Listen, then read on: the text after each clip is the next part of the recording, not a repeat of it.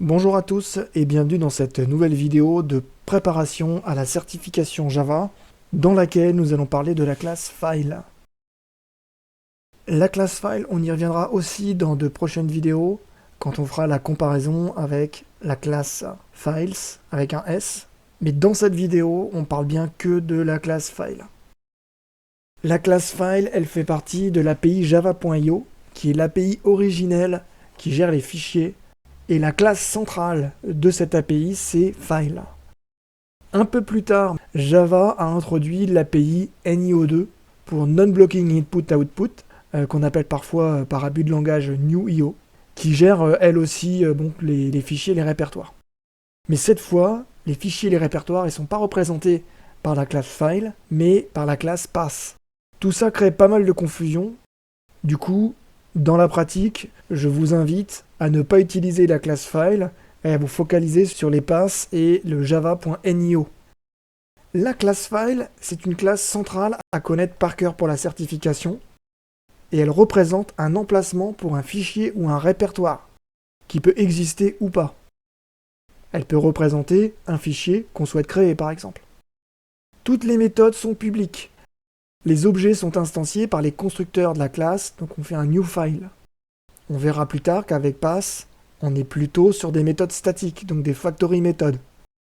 Les méthodes de la classe File, elles peuvent émettre une exception security exception, quand on a un souci avec le contexte de sécurité, mais elles peuvent aussi émettre une IO exception, et les méthodes qui émettent une IO exception avec File, ce sont les méthodes getCanonicalPass, CanonicalFile, les createNewFile, createTempFile.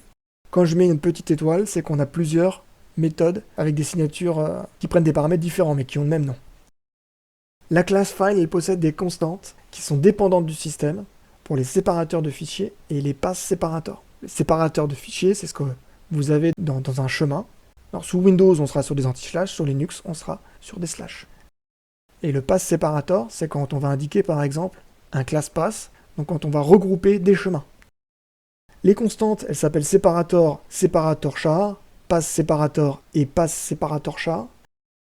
Elles sont également accessibles en tant que propriété système et avec l'API NIO qu'on reverra plus tard via la classe FileSystems en faisant un getDefault, getSeparator. La classe File, c'est la classe historique de gestion des fichiers dans Java, mais elle possède une méthode toPass qui va faire la passerelle entre java.io et java.nio et retourner le pass qui représente l'objet file. Avec file, les méthodes, elles sont système dépendants, donc elles pourraient avoir un comportement légèrement différent en fonction du système. Quand avec file, on parle de pass, on parle de la représentation d'un chemin en tant que chaîne de caractères. Quand on parle de file, on parle bien d'objet file, donc d'instance de la classe file. La length, pour un file, c'est la taille du fichier. Pourquoi on parle de ça? C'est que c'est différent avec un pass de NIO. La seule date qui est gérée par la classe File, c'est la date de dernière modification et elle est exprimée en longue. Quand on compare deux files via equals ou compareTo, on compare les chemins qui correspondent en tant que texte.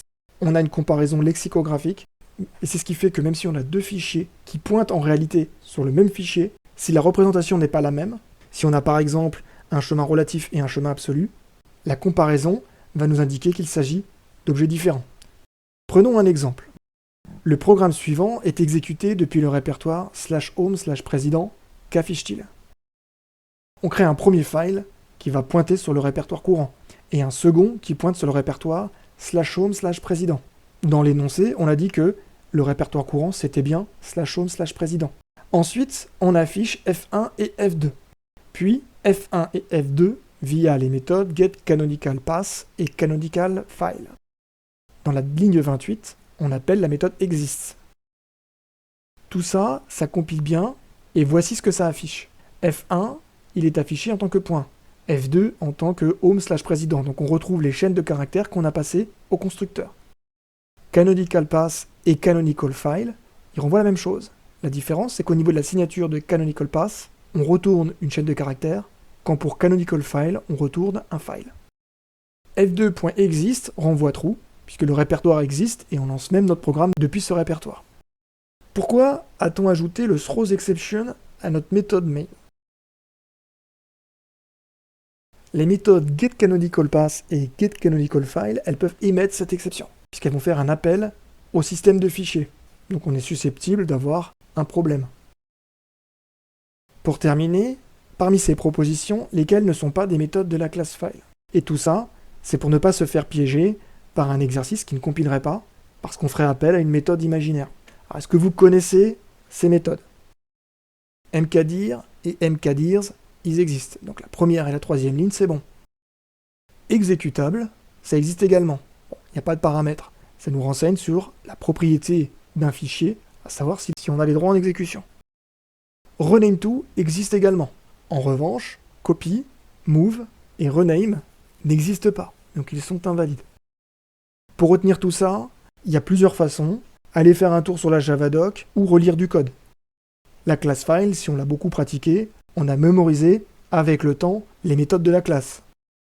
Merci à tous et à bientôt pour une prochaine vidéo.